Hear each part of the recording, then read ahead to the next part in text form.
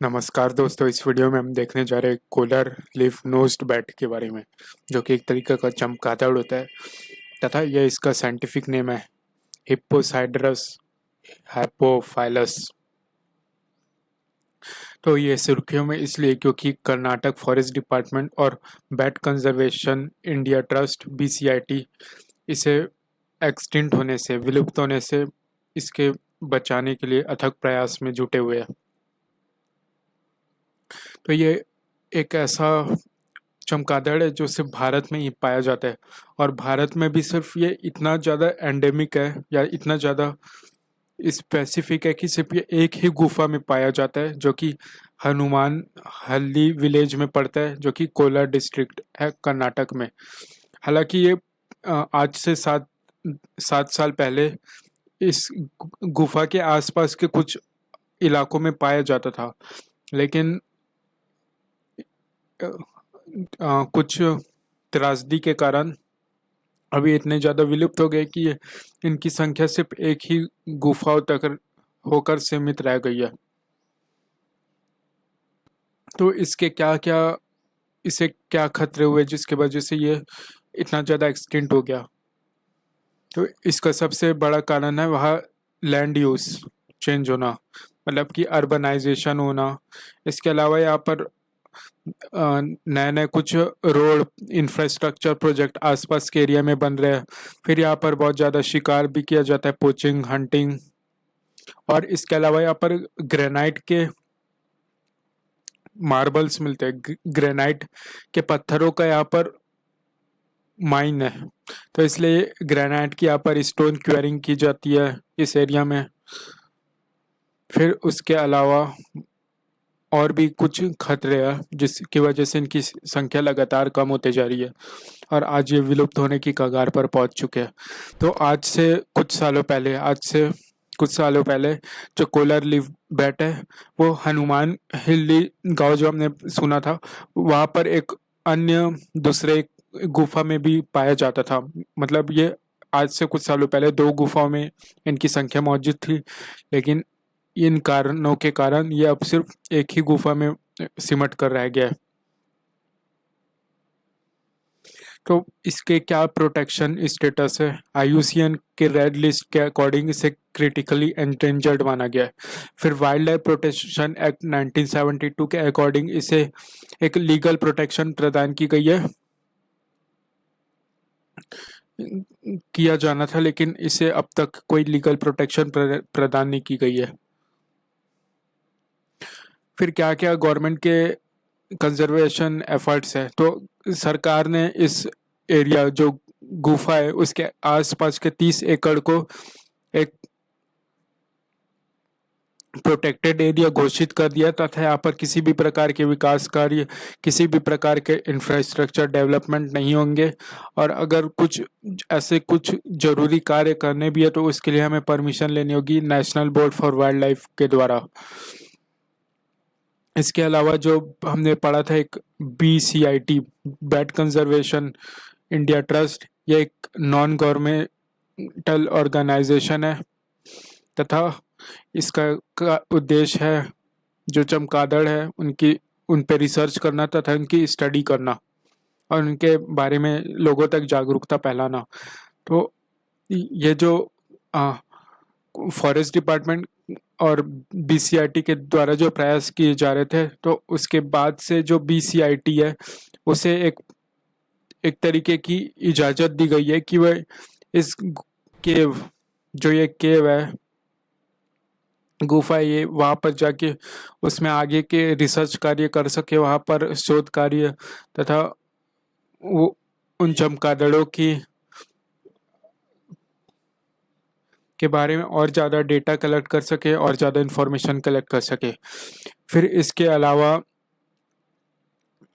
Collar leaf bat के जो आसपास का जो एरिया है वहाँ पर बहुत ज़्यादा जागरूकता अभियान चलाया जा रहा है। तो इसका नतीजा ये हुआ कि जो वहाँ की आम जन है वह इससे बहुत ज़्यादा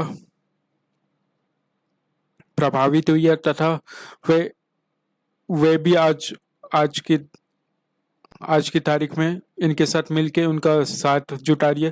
तथा यहाँ पर जो भी इंक्रोचर जो लोग कब्जा करते हैं यहाँ की जमीन में, उसके अलावा जो पोचर्स रहते हैं, उसको वहाँ के आम नागरिक उनका सामना कर रहे हैं। तथा वो भी इस कंजर्वेशन के एफर्ट में सरकार की मदद कर रहे हैं। तो ये सब संभव हो पाया इनके अवेयरनेस कैंपेन के कारण। फिर जानते हैं कि क्या समस्याएं हैं। तो पहली समस्या ये कि भारत में जो चमगादड़ है उनकी बहुत ही कम स्टडी की जाती है। उनके बारे में बहुत ही कम पढ़े उनके बारे में बहुत ही कम शोध किया गया है तथा इनके बारे में जानकारी भी बहुत ही कम है।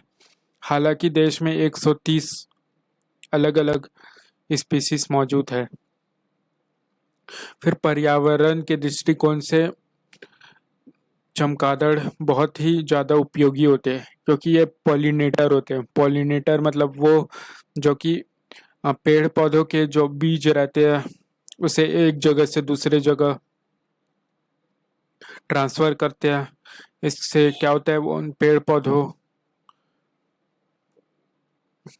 की नई नई पैदावारें होते रहती है। फिर इन चमगादड़ का सबसे मुख्य खान पान है नेक्टर। नेक्टर एक प्रकार का तरल पदार्थ होता है जो कि फूलों में पाया जाता है। फूल एवं पत्तों में पाया जाता है। तो ये भी एक कारण है कि वहाँ जब इतनी ज़्यादा माइनिंग की जा रही है, इतना ज़्यादा अर्बनाइजेशन इंफ्रास्ट्रक्चर प्रोजेक्ट डेवलप हो रहे हैं, तो इसके कारण जो वहाँ की हैबिटाट है वो भी डिस्टर्ब्ड हो रहा है। इसके कारण वहाँ के पेड़ पौधे भी काटे गए। तो जो पेड़ पौधे हैं वहाँ फूल पत्तियाँ होती थी वो कम हो गई। तो इसके वजह से चमगादड़ों को जो मिलता था, उनको नेक्टर की ज़रूरत होती थी अपने भोजन के लिए, वो भी उन्हें नहीं मिल पा रहा है। तो ये भी एक कारण है। फिर इसके अलावा बैट एक बहुत ही लाभकारी जीव है, क्योंकि ये जो कीड़े होते हैं, कीट होते हैं, उन्हें ये कंट्रोल करने में मदद करता है, इनकी संख्याओं को काबू करने में मदद करता है, क्योंकि इन्हें खा लेता है,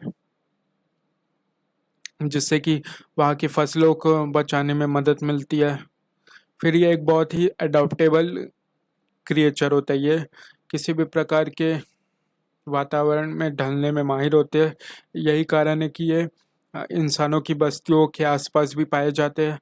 और इसके अलावा जो शहरी इलाकों है वहाँ भी हमें चमगादड़ों को हम देख सकते हैं।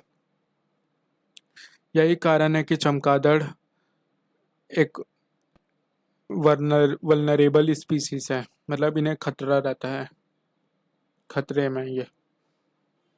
और इसके अलावा जो ह्यूमंस है, इंसान है, इनमें लोगों में बैट चमगादड़ों को लेके एक गलत धारणा है। लोगों का मानना है कि चमगादड़ बीमारियों का एक कैरियर होता है। वो इसे जहाँ चमगादड़ होंगे वहाँ बहुत ज़्यादा बीमारियाँ होंगी, लेकिन ऐसा इतना भी ज़्यादा वो हानिकारक नहीं है चमगादड़। फिर कुछ सुझाव है, जैसे कि जो चमगादड़ के जो एरिया है, हमने कोलर लीफ बेड देखा, तो उस एरिया का जो है वहाँ पर उसके आसपास के एरिया में जल्द से जल्द जो इल्लीगल माइनिंग है उसे बंद कर दिया जाना चाहिए। तथा जो 5 से 10 किलोमीटर का रेडियस है वहाँ किसी भी प्रकार के माइनिंग्स या फिर क्वेरिंग को बंद कर दिया जाना चाहिए। और इसके अलावा यहाँ हमने जो केव देखा हनुमान हल्ली विलेज कोलार में, वहाँ हमें बहुत ज़्यादा से ज़्यादा रिसर्च करना चाहिए तथा वहाँ बहुत ज़्यादा से ज़्यादा शोध एवं उस गुफा के जो पर्यावरण है, वहाँ की क्या लिविंग कंडीशन है, इस बारे में हमें जानकारी जुटानी चाहिए, जिससे हम आगे चल के ये कोलर लीफ बैट को का संरक्षण करने में और अधिक सफल हो पाएंगे। धन्यवाद, ये था। फिर ये है कर्नाटक। कर्नाटक में ये जो है ये जिला पड़ता है कोलार जिला, जहाँ पर हनुमान हली विलेज है, तथा यहीं पर वो बैट हमने जो देखा कोलार लिव बैट, वो यही मौजूद है। फिर कर्नाटक की राजधानी बेंगलोर है। इसका यहाँ पर एक मैंगलोर करके जगह है जो कि एक डिस्ट्रिक्ट है, कोस्टल एरिया है जो कि, और वहाँ मैंगलोर पोर्ट लोकेटेड है। इसके अलावा जो कर्नाटक है ये एक वेस्टर्न घाट में मौजूद है, वेस्टर्न घाट, जिस वजह से ये एक बायोडाइवर्सिटी हॉट स्पॉट है जैव विविधताओं का, कि यहाँ पर बहुत ही जैव विविधताएं देखने को मिलती है यहाँ पर। इसके अलावा यहाँ पर बहुत से wild life sanctuaries national park मौजूद है, जैसे बेनरघट्टा वाइल्ड नेशनल पार्क। इसके अलावा ये हमें यहाँ पर नीलगिरी बायोस्फीयर रिजर्व के भी बहुत से एरिया हमें कर्नाटक में देखने को मिलते हैं। नीलगिरी बायोस्फीयर रिजर्व कर्नाटक के साउथ एरिया में पड़ता है, जिसका रीजन कर्नाटक में भी आता है, तथा ये यहाँ तमिलनाडु में भी आता है और केरला में भी आता है। तो बहुत से ऐसे पेरियार नेशनल पार्क हो गया केरला में, फिर अगस्त्यमालय नेशनल पार्क, और इसके अलावा और भी ऐसी जगह है, सत्यमंगल है, अगस्त्यमंगल है, बायोस्फीयर, ये सभी इस नीलगिरी के अंग है। तो हम नीलगिरी बायोस्फीयर रिजर्व को आगे जानेंगे। और भारत में सिर्फ 8 बायोस्फीयर रिजर्व मौजूद है, जिसमें से नीलगिरी बायोस्फीयर रिजर्व एक है। तो आज के लिए इतना ही, धन्यवाद।